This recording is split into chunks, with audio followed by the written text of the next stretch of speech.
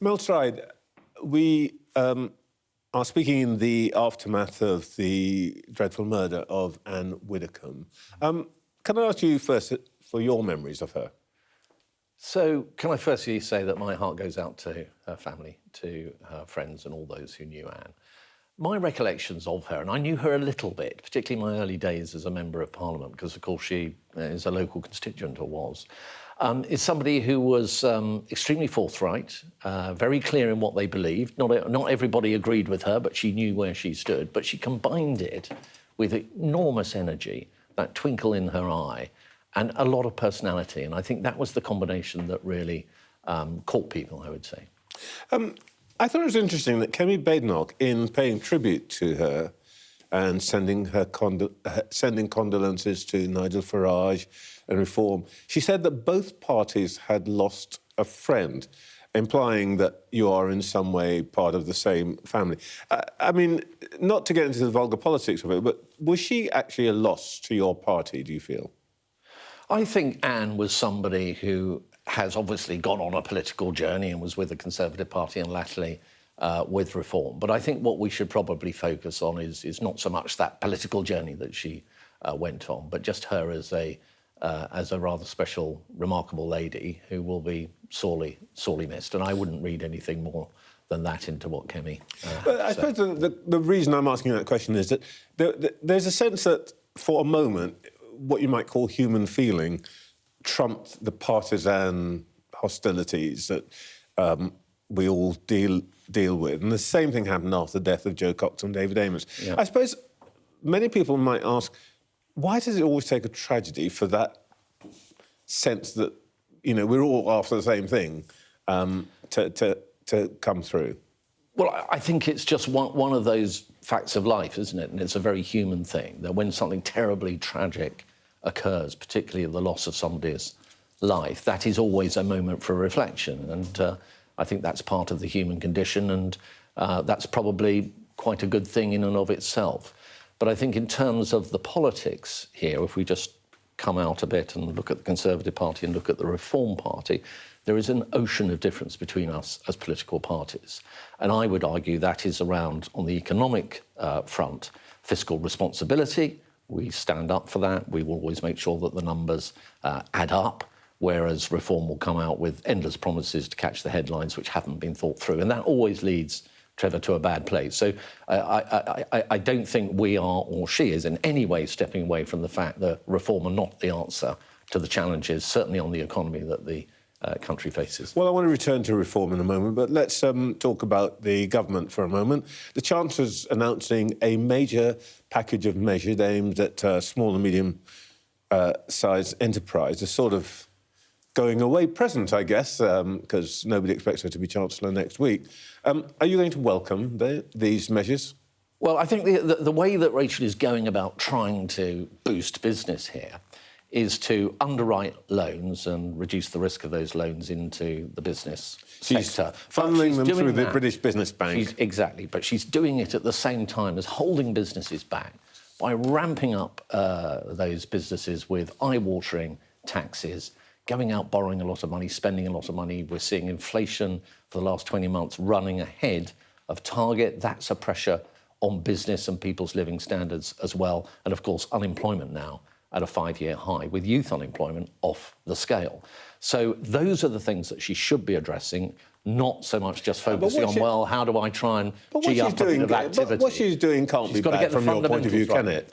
Sorry, say again. What she's doing can't be bad from your point of view. You're supposed to be the party of small business. OK, so if the question is how do you mobilise capital into small and medium-sized enterprises, plus scale-ups, etc., we have spoken, Kemi and I, very recently about our city reforms. So there we're talking about, to get a little bit technical, the end of ring fencing for banks, changes to the capital requirements around banks, so we're more in line with our international competitors.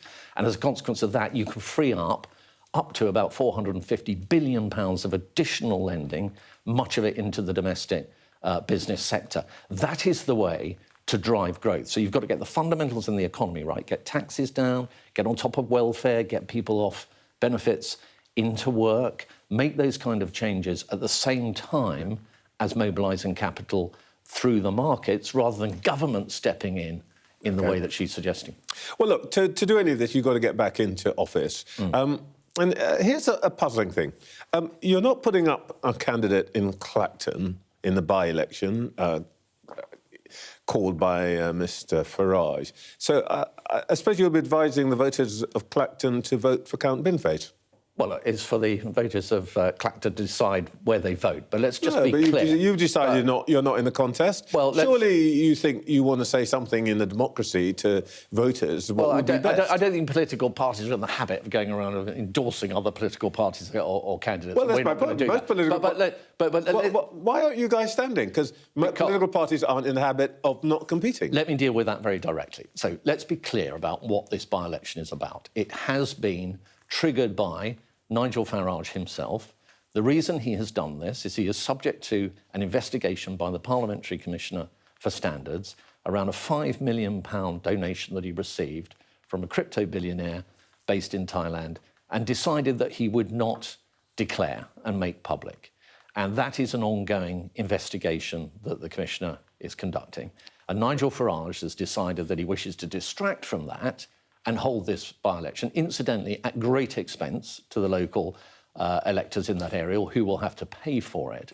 And so under those circumstances, forgive us if we're not going to play his games. To be fair to, we did invite Reform to come on. They decided they didn't want to, but I guess if they were here, they'd say they'd offered to pay for this, though I gather technically they can't do that. But let's be honest. If you thought you had the slightest chance of beating Farage in Clacton, you'd be putting up a candidate, wouldn't you? No, because, as I say... Really? You still thought you could win? You why, no.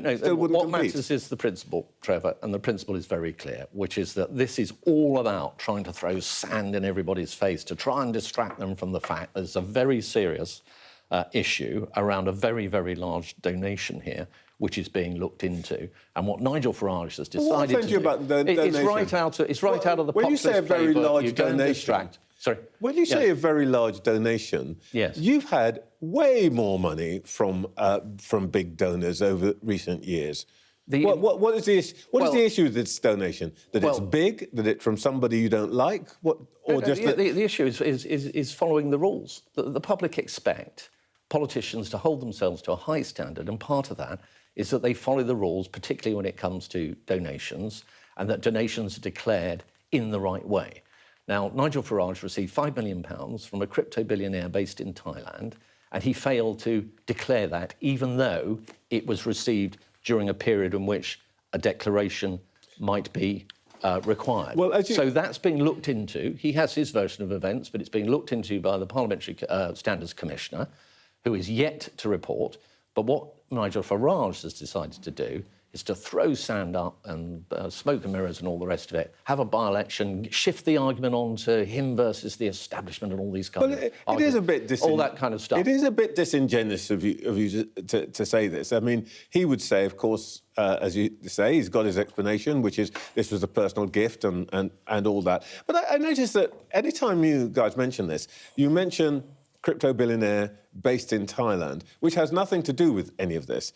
Either it's a technical issue of whether he reported it or not, or that you don't like the source of the donor, which is really what this is, isn't it? Well, no, you want to cripple reform. And my point is that if you don't like the idea of big sums of money, you, the Conservative Party, you've had donations from people like Sainsbury amounting to over £10 million. You're going to suffer as much.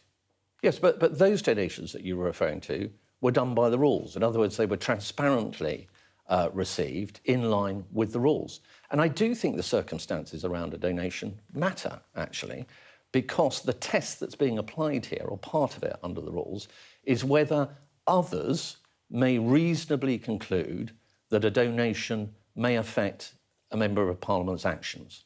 So the context and who it is and where they are and what they do does actually matter in terms of that critical test.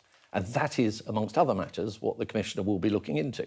But as I say, all this circus around Count Binface and everything else has arisen because Nigel Farage does not like scrutiny. He's ducked out of all these... Do you remember he used to have all these press conferences every other minute? I did. Well, that stopped. He's run away. He's hiding, right? He's been hiding, and now he's obfuscating. So to be clear, the issue is purely from your point of view, one about his failure, as you would say, to report it. You wouldn't therefore support the suggestions that are circulating in government that the big donations of this kind should be limited to £100,000. So look, there's always going to be a debate about what a permissible donor should be. But what we are looking at here, and other matters, I know that. Reform, We've been through that. George but one solution would be to say nobody can give more than £100,000. Would you back that? There will always be space, and it's always appropriate to have a debate about this complex area of donations, and I don't think you can pick one little bit out in isolation and start to opine on that in and of itself. But the point here is very different. The point here is about following the existing rules, which are there for a good reason, and abiding by what Parliament has set up, which is a process, a democratically set up process for deciding whether members of Parliament actually stick to the rules. Now, Nigel Farage may not like that, but that doesn't justify him rushing off and at vast expense having this big circus around an unnecessary by-election. Mel Stride, thank you for your time this morning. Thank you very much. Thank you. Well, as mentioned, we did invite Reform onto the programme again this week, but no one was available. That by-election in Clacton was also mentioned, and here's a list of the candidates standing.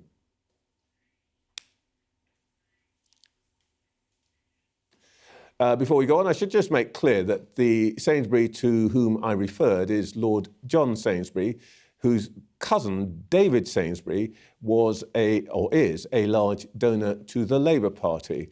John Sainsbury was a conspicuously large Conservative donor and a Conservative peer, actually.